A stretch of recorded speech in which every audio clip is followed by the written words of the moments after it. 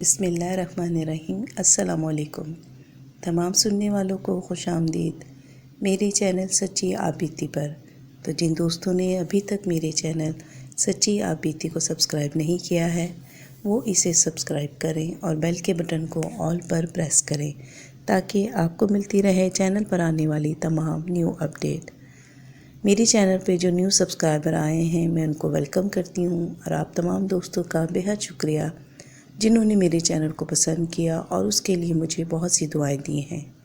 جو دوست اپنی سچی آپ بیتی میرے ساتھ شیئر کرنا چاہتے ہیں وہ انسٹاگرام پر آ کر اپنی سچی آپ بیتی میرے ساتھ شیئر کر سکتے ہیں۔ تو چلیے آج کی سچی آپ بیتی آپ کے ساتھ شیئر کرتے ہیں، جو کہ ہمیں سکھر سے بھیجی ہے جاوید صاحب نے۔ یہ بات اس ٹائم کی ہے جب میں کرائے کے مکان میں رہا کرتا تھا۔ میں نے بڑا ٹائم نکال کر اور اپنی ایک پائی جوڑ کے کچھ پیسے جمع کیے تھے تاکہ میں ایک چھوٹا سا اپنا ذاتی گھر لے سکوں، اور میری کوشش تھی کہ جو پیسے ہیں میں ان سے کوئی اپنے اور اپنی فیملی کے لیے کوئی معقول سا مکان دیکھ سکوں۔ اور پھر میں نے اپنے ایک دوست سے کہا رکھا تھا کہ مجھے تم مناسب داموں میں ایک اچھا سا مکان دلوا دو، کیونکہ وہ اسٹیج ایجنسی کا کام کرتا تھا۔ پھر ایک دن اسی طرح میرا دوست کی مجھے کال آئی تو اس نے مجھے کہا کہ یار ایک مکان ہے، تم اگر چاہو تو اسے خرید سکتے ہو۔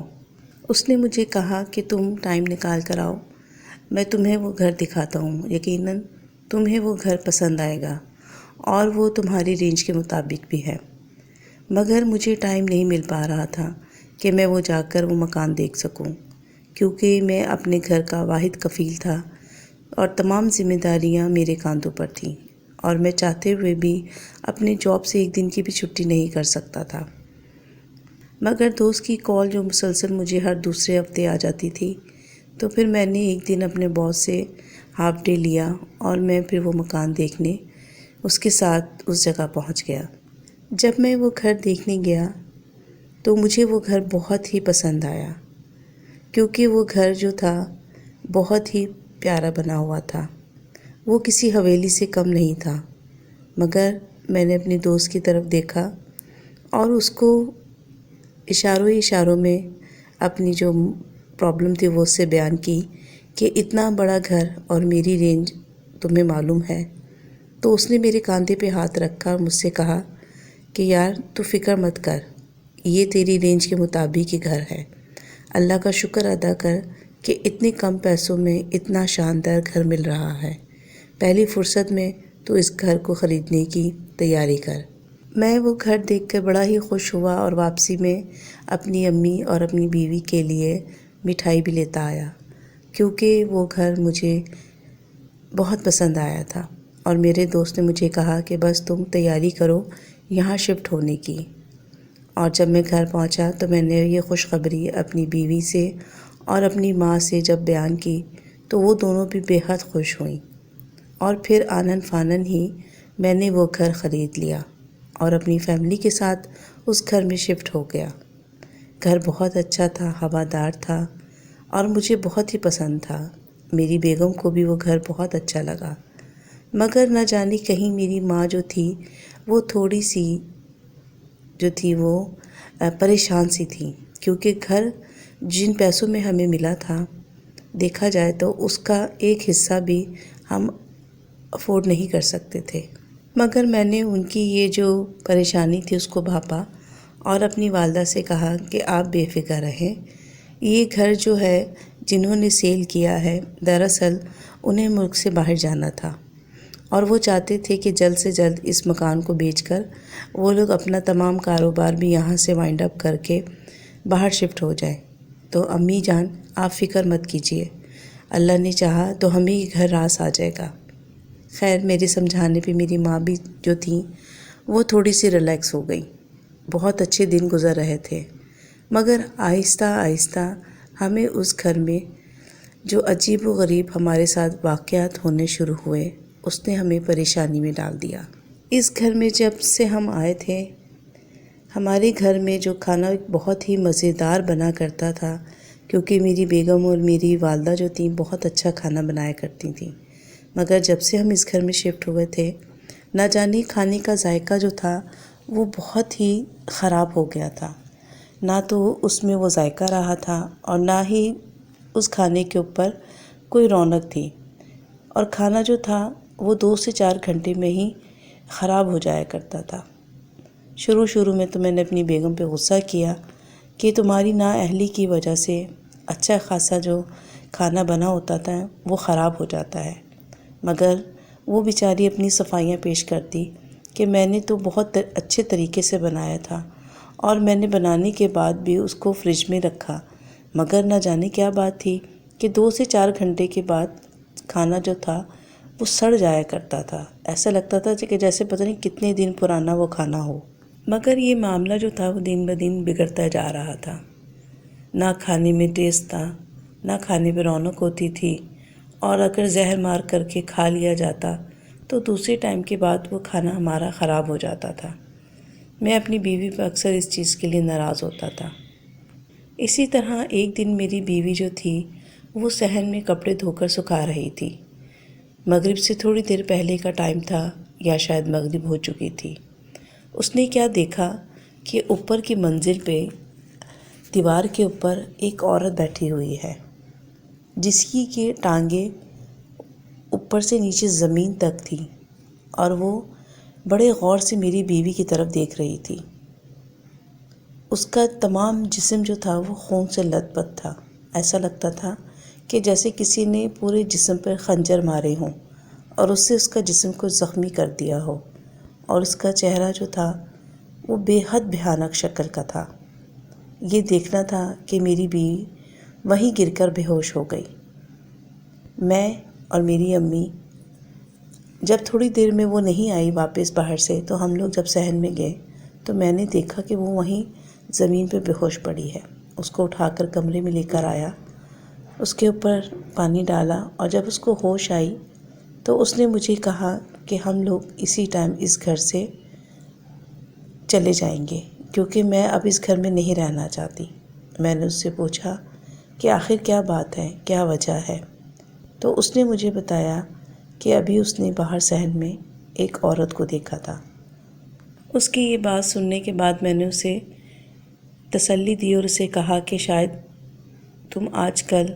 ہارر موویز زیادہ دیکھ رہی ہو، جس کے اثر سے تمہیں یہ چیزیں نظر آتی ہیں۔ مگر اس نے مجھے کہا کہ میں بالکل اپنے ہوش و حواس میں تھی اور میں نے خود اس عورت کو دیکھا ہے، میں کوئی مذاق نہیں کر رہی آپ کے ساتھ۔ مگر میں نے اس کو تسلی دی، میں نے کہا کہ نہیں، یہ تمہارا وہم ہے، تم ایسا کیا کرو کہ آیت الکرسی پڑھ کے اپنے اوپر حصار کھینچا کرو۔ خیر بڑی مشکل سے میں نے اسے تسلی دی اور اس سے کہا کہ یہ اس کا وہم ہے، مگر کہیں نہ کہیں مجھے بھی لگتا تھا کہ جو اس نے دیکھا ہے وہ حقیقت ہے۔ ایک دن اسی طرح رات میں سو رہا تھا کہ آدھی رات کو میری بیوی نے مجھے جھنجھوڑ کے اٹھایا اور مجھ سے کہا کہ جاوید اٹھو۔ میں نے کہا کہ کیا بات ہے؟ کہنے لگی کہ ارسلان یہاں پر نہیں ہے۔ ارسلان میرا 3 سال کا بیٹا تھا جو کہ ہم دونوں کے بیچ میں ہی سویا تھا، مگر میری بیوی نے کہا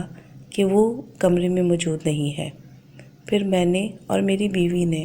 اپنے بیٹے کو تمام گھر میں تلاش کیا، مگر وہ بچہ ہمیں کہیں نہیں ملا۔ پھر جب ہم دونوں تمام گھر دیکھنے کے بعد باہر صحن میں کھڑے تھے پریشانی میں، تو مجھے کچن سے اپنے بیٹے کے رونے کی آواز آئی۔ جب میں اور میری بیوی کچن میں گئے تو میں نے دیکھا کہ میرا بیٹا کچن میں کھڑا ہوا تھا اور وہ ایک کونے کی طرف دیکھ کر خوف زدہ تھا، اور ہمارے دیکھتے ہی دیکھتے ہمارے بیٹے کی آنکھیں جو تھیں وہ اوپر کی طرف چڑھ گئیں اور اس کا رنگ بالکل سفید پڑ گیا اور وہ وہیں بے ہوش ہو کر گر پڑا۔ اس کو اٹھا کر میں اپنے کمرے میں لے کر آیا اور اس کے اوپر دھوائیں پڑ کے پھونکنے لگا۔ میری بیوی نے الگ شور مچا رکھا تھا۔ اس نے کہا کہ میں نے آپ سے کہہ دیا ہے، میں اب ایک پل بھی اس گھر میں نہیں رہوں گی۔ یہ گھر جو ہے وحشت زدہ ہے، یہ منحوس گھر ہے، میں نے یہاں پر نہیں رہنا۔ میں نے اسے کہا کہ ابھی فی الحال تم خاموش ہو جاؤ۔ بچے کی حالت تھوڑی بہتر ہوئی تو میں نے اس کو اپنی گود میں لے لیا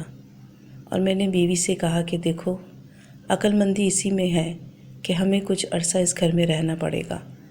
کیونکہ تمہارے سامنے میں نے اپنی تمام جمع پونجی اس گھر کو خریدنے میں لگا دی ہے، اور اس گھر کو خریدتے وقت مجھے نہیں معلوم تھا کہ یہ گھر آسیب زدہ ہوگا، اور میں ابھی اس ٹائم کوئی کرائے کا مکان بھی لینے کی پوزیشن میں نہیں ہوں۔ تم حوصلہ رکھو، میں کسی عامل سے بات کرتا ہوں،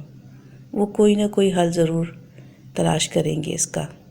ہم دونوں کی باتوں سے میری امی بھی جاگ کر ہمارے پاس آ گئیں، اور میں نے اپنی امی کو بھی اس بارے میں بتایا، کیونکہ جب ہم اپنے بیٹے کو تلاش کر رہے تھے تو میں نے اپنی بیگم سے کہا تھا کہ امی کو اٹھانا مت، وہ پہلے ہی مجھے اس بارے میں بہت کچھ کہہ چکی ہیں، تو بہتر ہے کہ انہیں سونے دو۔ مگر جب ہم دونوں کی بحث ہو رہی تھی تو امی کمرے میں آ گئیں، اور میں نے امی کو بتایا کہ ابھی ارسلان جو تھا کمرے میں نہیں تھا۔ پھر میری والدہ نے کہا کہ بیٹا، ہمیں یہ مکان جلد سے جلد چھوڑ دینا چاہیے، میں جب سے اس گھر میں آئی ہوں مجھے کچھ اچھی فیلنگ نہیں آ رہی اس گھر سے۔ خیر، میں نے والدہ سے کہا کہ میں کل ہی کسی عامل کے پاس جاؤں گا۔ میری والدہ نے کہا کہ بیٹا، ہم کو نماز کی پابندی کرنی چاہیے، اور جب تک ہمارے اس مسئلے کا حل نہیں مل جاتا ہمیں ایک ساتھ ہی رہنا چاہیے، کیونکہ یہ گھر ہماری فیملی کے لیے بہت بڑا ہے۔ خیر، اگلے دن میں نے ایک عامل سے رابطہ کیا اور اس کو لے کر اپنے ساتھ گھر آیا۔ جب شام میں تو گھر میں داخل ہوتے ہی عامل نے مجھے کہا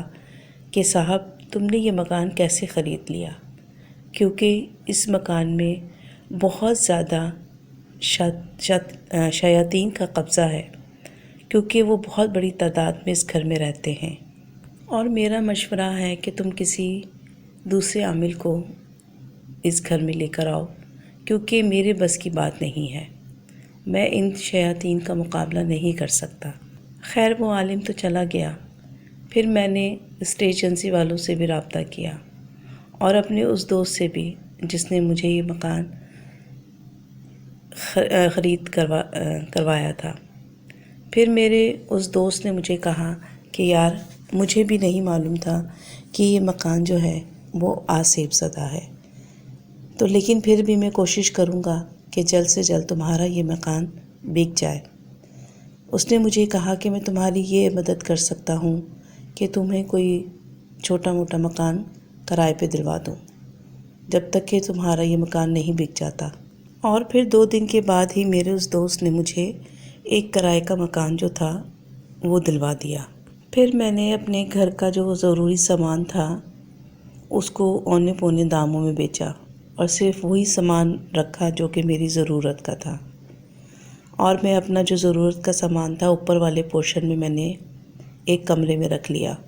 اور ہم 4 لوگ اس کمرے میں سو گئے۔ اور اسی دن رات کو میرے ساتھ ایک دل دہلا دینے والا واقعہ پیش آیا۔ اسی دن رات میں جو تھی وہ لائٹ چلی گئی، اور ہم لوگ جو اوپر سو رہے تھے ہماری آنکھ کھل گئی، اور اس کی تھوڑی دیر کے بعد ہی نیچے سے زور زور سے دروازہ بجنے لگا۔ جب میں نیچے جانے کے لیے کھڑا ہوا تو میری بیوی نے میرا ہاتھ پکڑ لیا اور مجھے اشارے سے نیچے نہ جانے کا کہا، اور میں بھی سوچنے لگا کہ آخر رات کے اس پہر کون ہو سکتا ہے۔ میں دوبارہ سے آ کر اپنے چارپائی پہ لیٹا تو نیچے سے پھر دوبارہ سے جو گیٹ تھا وہ بجنا شروع ہو گیا، اور نیچے سے مجھے میرے دوست کی آواز آئی جو کہ مجھے پکار رہا تھا کہ جاوید، دروازہ کھولو۔ میں نے اپنی بیوی سے کہا کہ نیچے میرا دوست ہے، ہو سکتا ہے اسے کوئی کام ہوگا، تو میں موبائل کی ٹارچ کے ساتھ نیچے گیٹ تک آیا، اور جب میں نے گیٹ کھولا تو میں نے دیکھا وہاں پر کوئی بھی موجود نہیں تھا۔ پھر میں نے دروازہ بند کیا اور واپس اوپر کی طرف بڑھنے لگا۔ جیسے ہی میں نے پہلی سیڑھی پہ قدم رکھا تو مجھے پیچھے سے کسی کی ہنسی کی آواز آئی، جیسے کہ کوئی مجھے ستا رہا ہو۔ میں نے پیچھے مڑ کر دیکھا تو مجھے وہاں پہ کسی چیز کی موجودگی کا احساس ہوا۔ میں نے موبائل کی ٹارچ جب اس طرف کی تو وہاں پر جو میں نے دیکھا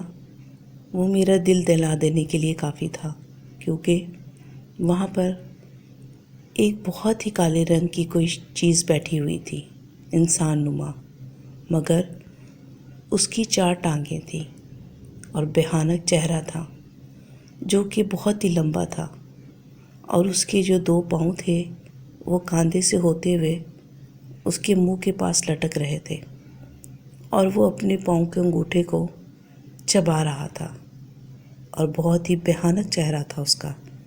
یہ دیکھنا تھا کہ خوف کے مارے میری جو تھی وہ جان خشک ہو گئی، اور میں نے اللہ کا نام پکارا